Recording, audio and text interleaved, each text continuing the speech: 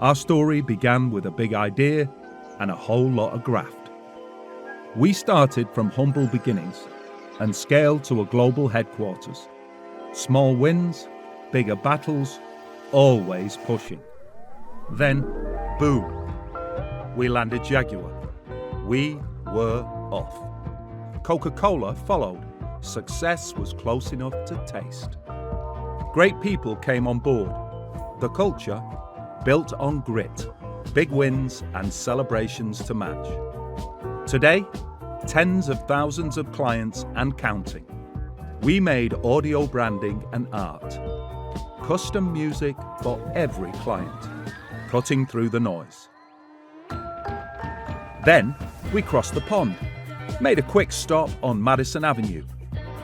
But Chicago, that's where we found our rhythm. We didn't stop there.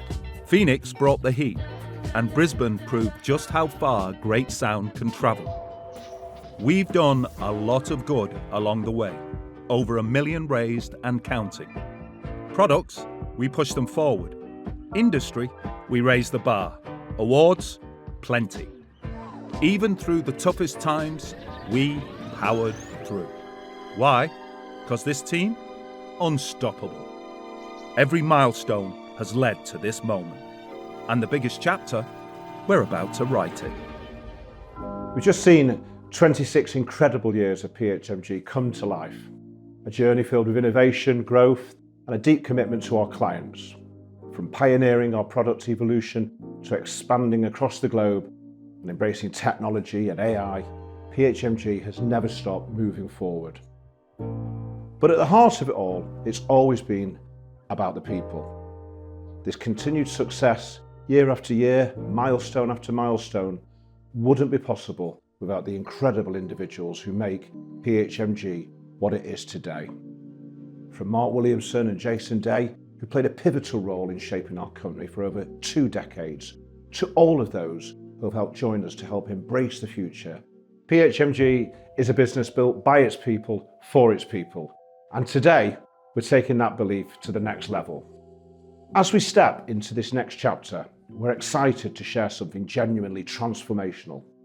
Over time, we've explored various external investment opportunities, but one thing that became clear, the best future for PHMG is one that keeps it independent and places it in the hands of those who have built it. That's why, after careful consideration, the board and I are delighted to announce that PHMG is now an officially employee-owned business. We know that many of you may not be familiar with the concept of an Employee Ownership Trust, or EOT, and that's why today we're going to help you understand exactly what this means both now and in the future. For almost 12 months, we've worked tirelessly with the very best external advisors and experts who've helped inform and guide us on this journey. A key part of this has been the appointment of a trustee board, a group dedicated to representing and safeguarding your interests while supporting PHMG's continued long-term success. And today you'll hear from those trustees. Ian Hiscott, our independent trustee director, who we've enjoyed working with very closely. Ian brings extensive experience in employee ownership across an array of employee-owned businesses, including 29 years at John Lewis. Claire Davis, your employee trustee director, who will represent all employees within this new structure and ensure your voices are heard at the highest level. Guiding us through this transition has been Martin Cooper, one of the UK's foremost experts on employee ownership. As a partner at RSM and a key architect behind some of the country's most successful EOTs, Martin has been instrumental in shaping our strategy, ensuring that PHMG is positioned for stability and growth. We were also delighted to welcome BBC reporter JC Normand, who led the conversation. So, as we open up the discussion, I hope this gives you a sense of just how exciting this chapter really is for all of us. I trust this introduction provides valuable context on what we're doing, why we believe in it so deeply, and most importantly, how it shapes our future. Now, more than ever, you are PHMG.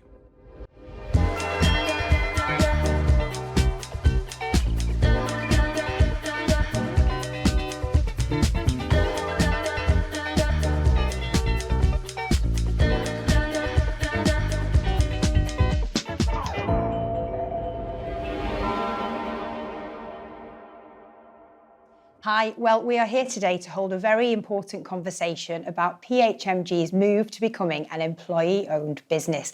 I'm joined by the newly appointed Employee Ownership Trust Board, and they are Grant Reid, who is the company founder, Claire Davis, Employee Trust Director, Ian Hiscock, Independent Trust Director, and Martin Cooper, last but by no means least, the leading authority when it comes to employee ownership, a partner at RSM, and also been one of the people that's been instrumental in advising the exec board to get to the point that we're at today.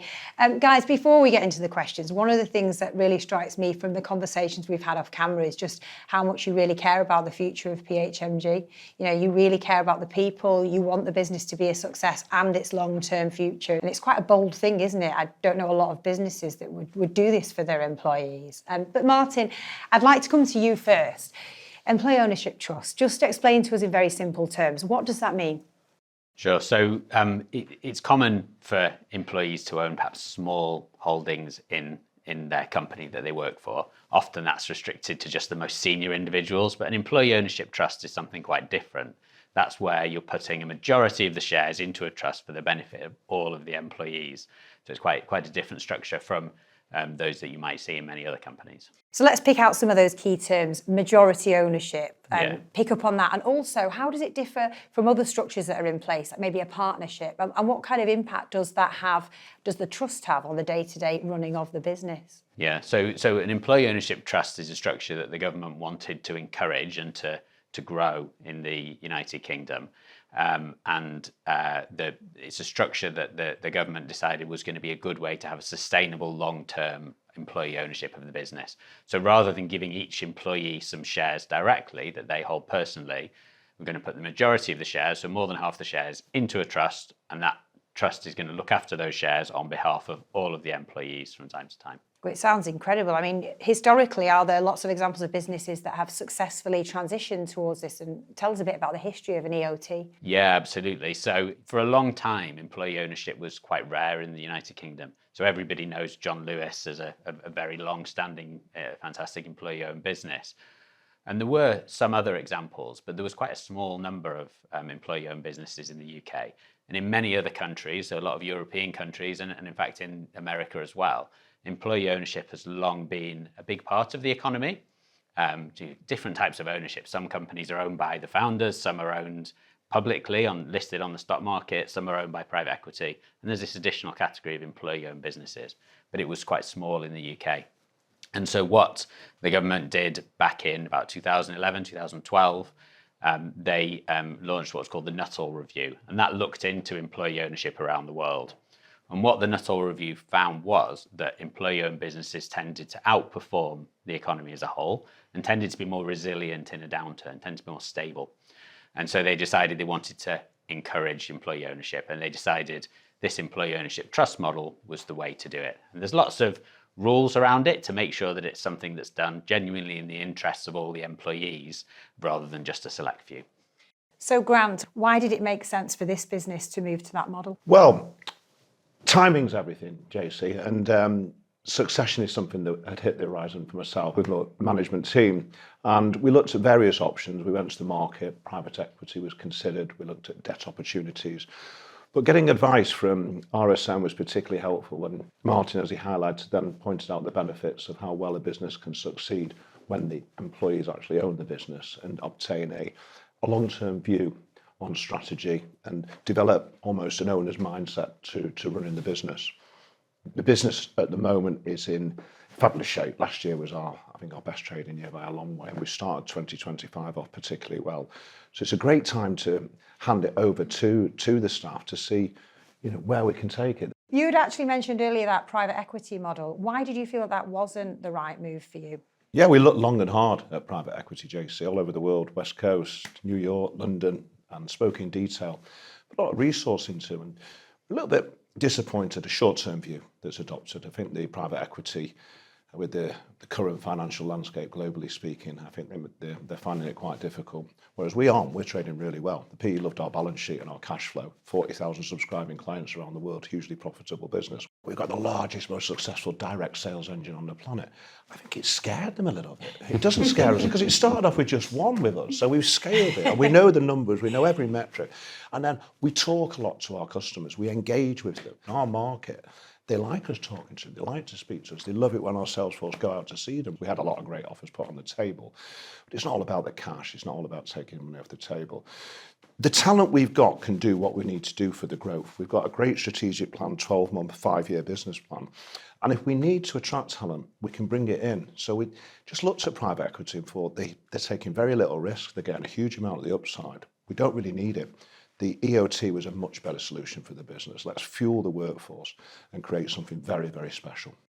PHMG is a fantastic story for employee ownership because it's a business that had lots of choices. There's lots of routes you could have gone down. There was lots of people interested in buying the business, but you've chosen employee ownership because it's right for the business and it's right for the employees. That's exactly it, Martin. That's how we see it. The business has been through a lot over the last quarter of a century. Financial crisis, global recessions, pandemics, and we've been through them, steered through them very well. We've had to dig deep, but we've got the expertise in the business and the experience to be able to tackle those kind of things.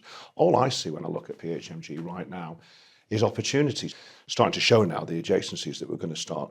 We've never sold into our client base. All we've ever really done is service it. We're now looking at things that can really help our customers with not just on the telephone, but in general client communication. Again, a great opportunity there. But our core offering, the audio branding, is better than it's ever been, and the uptake on it is stronger. Client retention levels are fantastic. So it's the right time to look at an employee-owner trust. We didn't want to hand it over and say, oh, this isn't quite right. Can you fix this? Can you fix this? No, this is about handing the baton over and saying, where can you take it? I want to sit back eventually and watch this business go to dizzy heights because I know the staff are capable of delivering that. I really feel it's a fantastic move for the business. It's a fabulous vote of confidence in the staff as well. It really, in the employees, it really is. Who's got the business to this point? It's the employees. It's the talent within the business that's done that. Who are the best next owners of this business?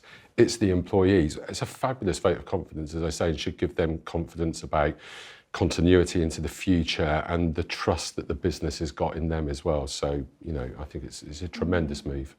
Ian, is it hard for owners, for people like employees to then get that owner mindset? How do you develop that within an organisation? I think it's a really good question. I think it's exactly the sort of thing that you want to be going after. You want to encourage employees within an organisation to have that sense of ownership.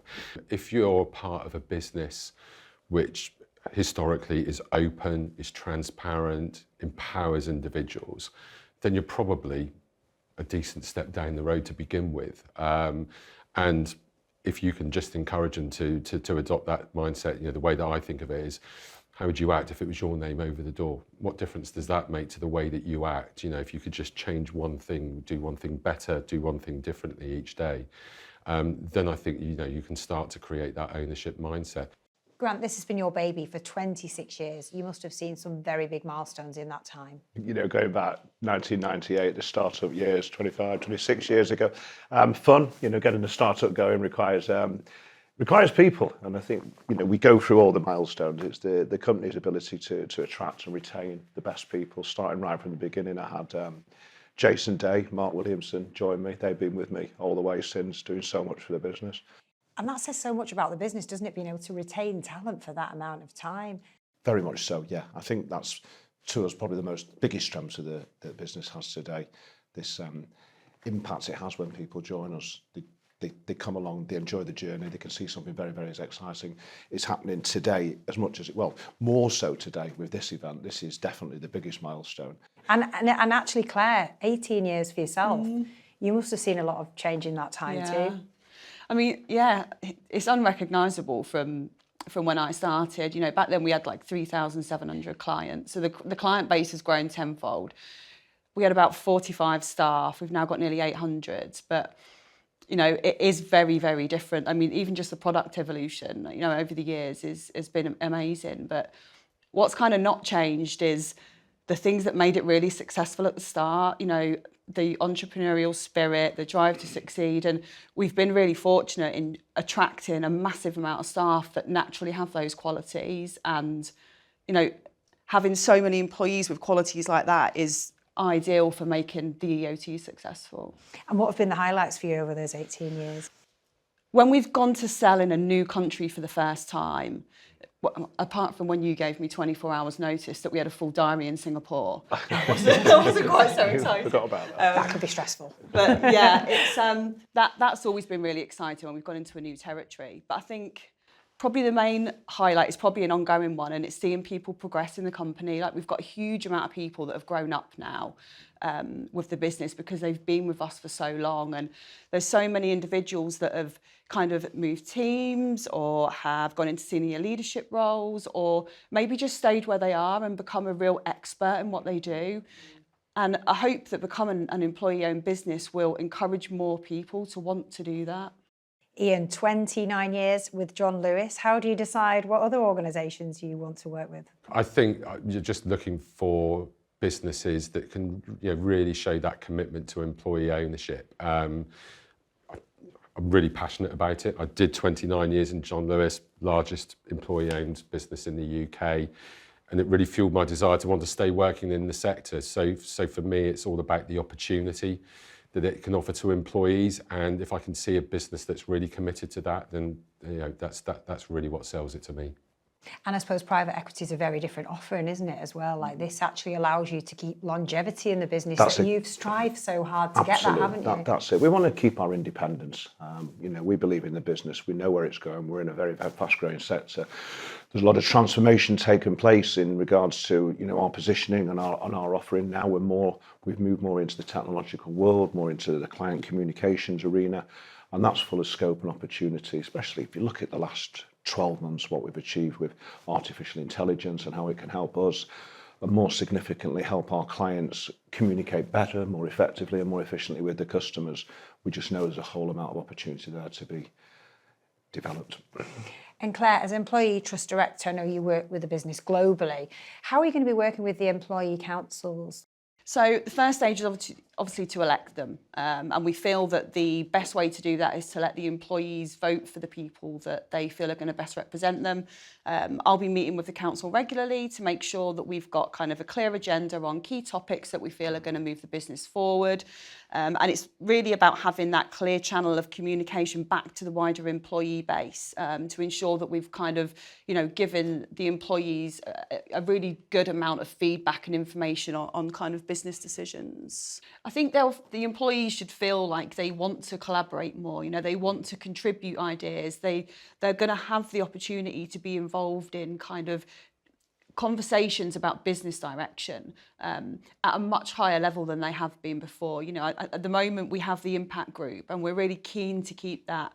The employee council will obviously be formed, but we'll ensure that we've got kind of really distinct differences between the two. The employee council are going to be the ones that are going to talk about the things that are going to drive the business forward, and it won't just be game-changing ideas that we're looking for. It will be, what are we doing at the moment and how can we do it better?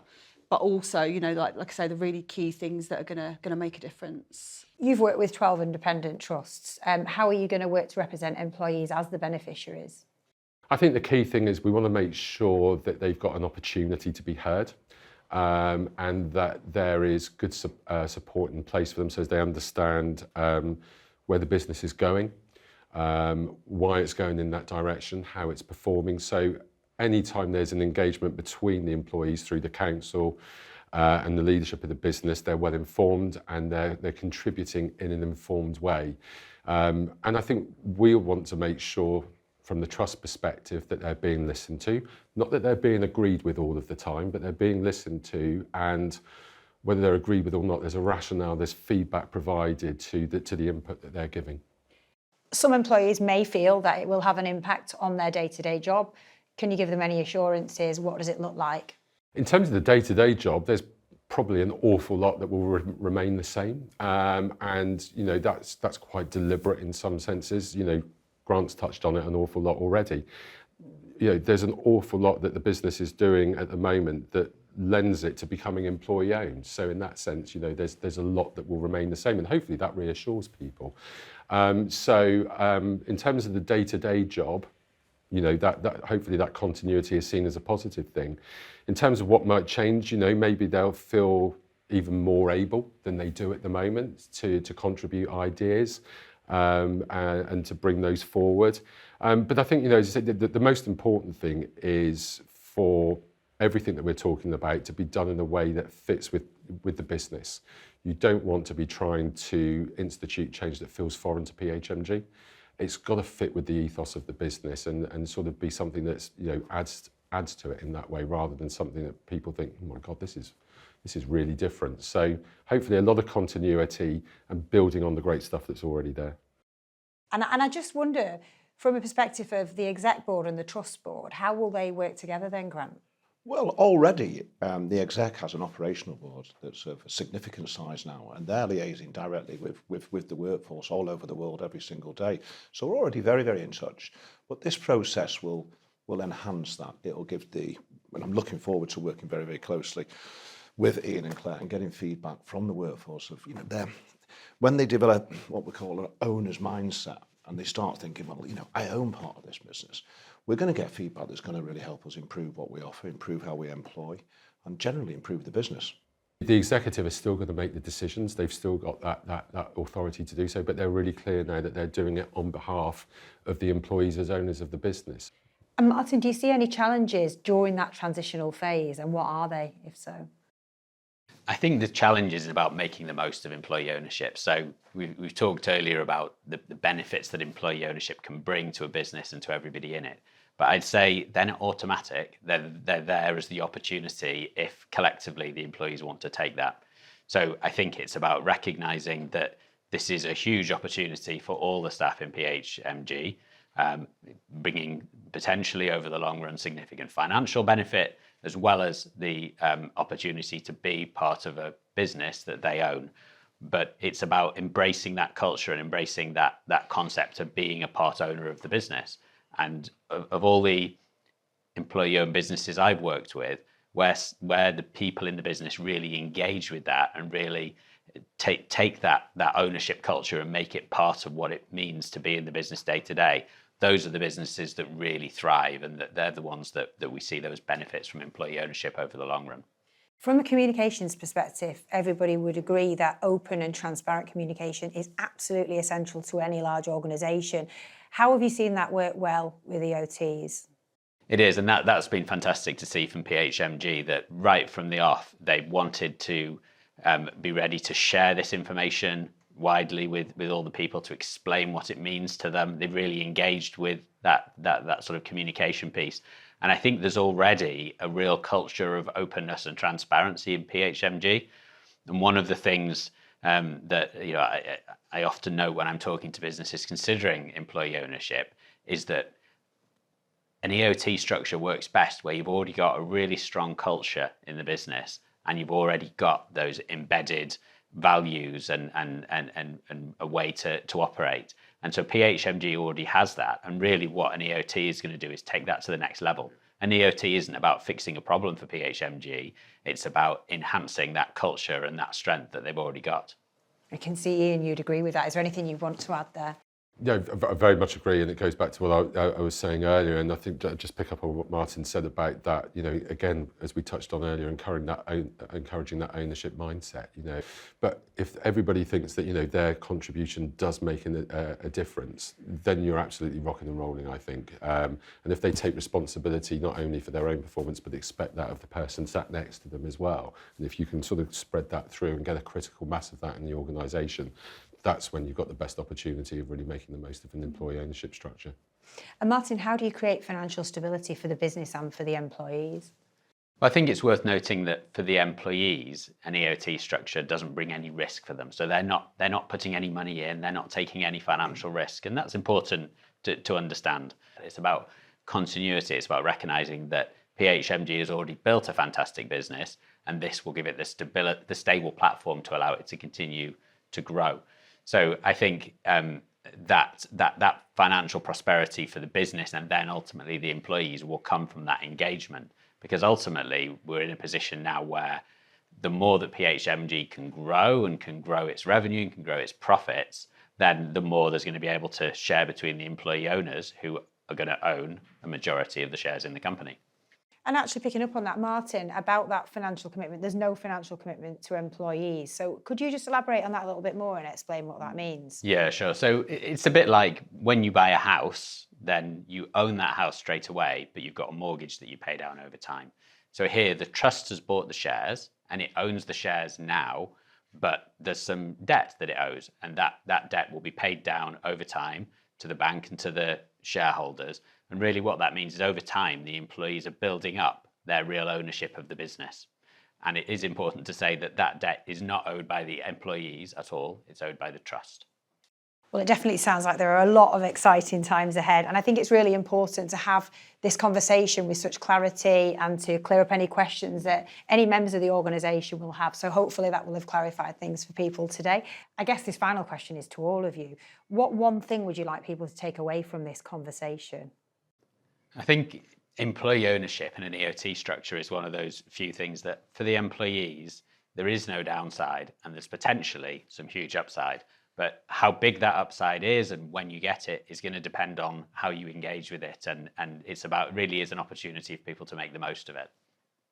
Yeah, I think the owner mindset thing, you know, we've talked about already, but getting people to the point where they really, really embrace it. When you think about your legacy and, you know, who is going to take on the company and take it to the next level, you know, we want that to be someone that has this, you know, real investment in the business. And that's the employees. That was a key thing that came out of the investment piece, that's the perfect thing for us. So really embracing that owner mindset and getting the employees really excited about it.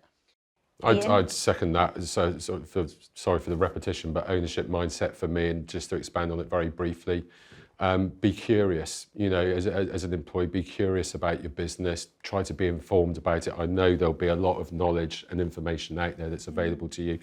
Take advantage of that and get involved. That's the one thing that I would take away from this. Yeah. And I agree with those sentiments. It's about care. I know how much my leadership team, they care about the business, they care about the people, they care about the customers. Let's build on that. Well, I think that answers that final question from our founder, Grant. Hopefully we've answered a lot of your questions too. If anybody has any additional questions that aren't addressed in this conversation, how can they reach out to you? So we have created an employee guide, which is going to kind of answer the really key, probably frequently asked questions that employees might tend to have. So that guide's really comprehensive and should kind of answer anything that anyone needs to know. We've also obviously going to have the information on WorkVivo as we normally would. But, you know, if there is any additional questions, then they can always reach out to me. Well, exciting times ahead. Thank you for joining me. Thank you, Josie. Thank you.